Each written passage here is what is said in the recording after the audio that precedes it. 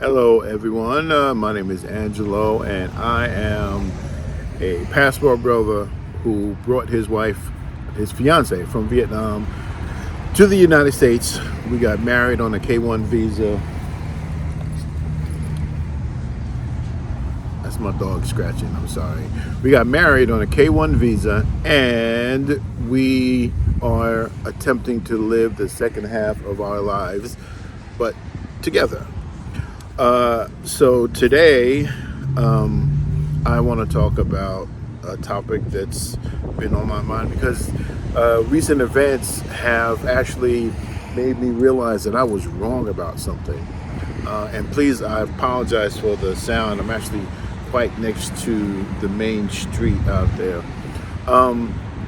So I'm a Gen Xer, what's called a latchkey kid, and I'm from the generation when we were left on our own to our own devices. We had to figure shit out by ourselves because both parents were out working.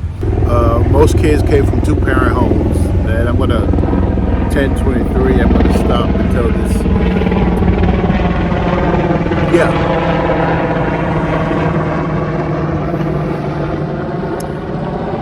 So I'm trying to do this in all in one take, so just bear with me. But anyway, so I'm from a generation where we were called the latchkey kids. We walked home from school alone. We had our keys tied on a shoestring around our neck. We'd go home, you'd make a sandwich, boil an egg, lock the doors, do our homework, and wait till our parents got home, and then they would come home, make dinner and things. So I'm from a generation where I'm used to doing things on my own. I'm used to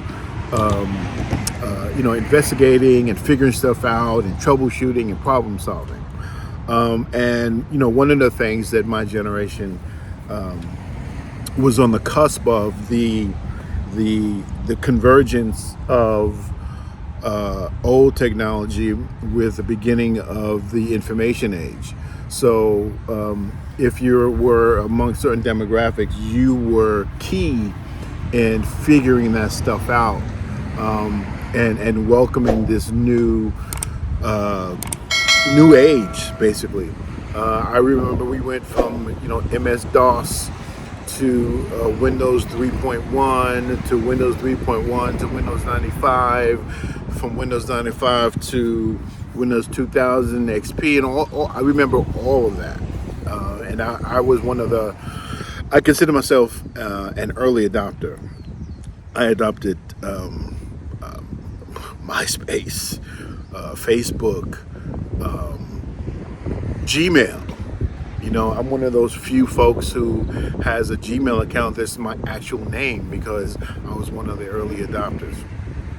And so, as I've sat back and looked at things progressing over time, and then, how millennials have come up and, they have their own way, and now Gen Z and Gen Alpha, they have their own way, they have their own concerns, they have their own social concerns. They essentially come up in the internet and social media and electronics at your fingertips.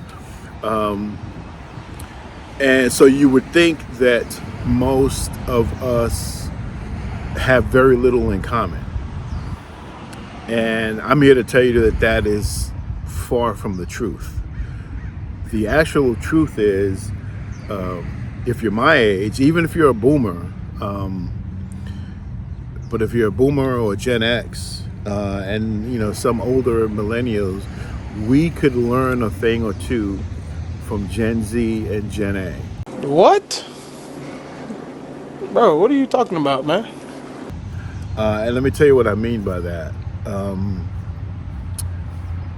If you're a baby boomer, perhaps, but definitely if you're a Generation Xer, you have so much in common with Gen Z and Gen A, it's not even funny. It is incredibly eye-opening how much you have in common with Gen Z and Gen A. So if you look at the major concerns with Gen Z and Gen A. It's all about care. So, in one side, you could take a hard line and say, okay, they only care about themselves. They only care about their own well-being. They don't care about the planet. They don't care about the environment. They don't care about these things. They don't care about government. They don't care about politics. Well, that may or may not be true. I think that's a broad generalization. But what they have figured out early on, and we have to give them credit for being observant. What they figured out early on is that their mother and father, their parents, are very unhappy with the status quo of working a 9-to-5 job. They have figured that shit out.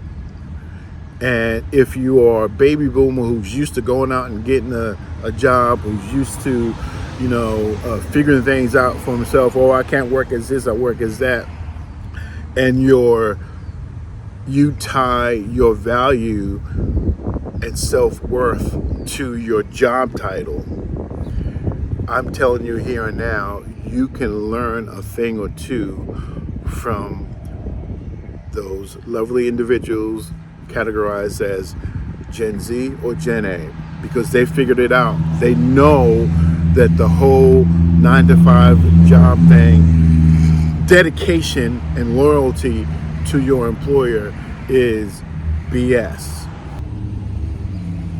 It is a cosmic smokescreen. It is mass hypnosis. It is trickery. It is being bamboozled. And so many of us have fallen for it. I have fallen for it. Where your job title speaks volumes in terms of your self-value. And, I'm here to say that that's not true. And that if you are a baby boomer, perhaps, maybe you're already retired, or if you're a Gen Xer like myself, who's looking towards retirement, and particularly now in my particular situation at my age, and I'm transitioning from one job to another, which is already going to be very difficult. But if you're thinking about that, we need to consider the fact that maybe we have it wrong. Maybe the job isn't the thing. Maybe employment, as it were, is not the thing that we should be aspiring towards. Because many of us have had to learn the hard way that business is business. Friendship isn't business. Your coworkers are not your friend. And your HR is not your friend. And your employer doesn't really care about who you are or what you want if you no longer want to do the job that they have put you in a box to do. So we can learn a thing or two from Gen Z and Gen A. And then maybe we won't look towards retirement as this prelude to, the end of our lives. Maybe retirement just means that you work doing something you love. You work at doing something that inspires you. You work at doing something that contributes to society. Maybe that's what we can get from this social collaboration with Gen Z and Gen A. Because the old-fashioned way just doesn't work anymore. I'm Angelo. Thanks for tuning in. Please help me get to 1,000 subscribers by commenting, and subscribing. I want to know what your thoughts are down in the comments. Let's engage in conversation and see where this goes.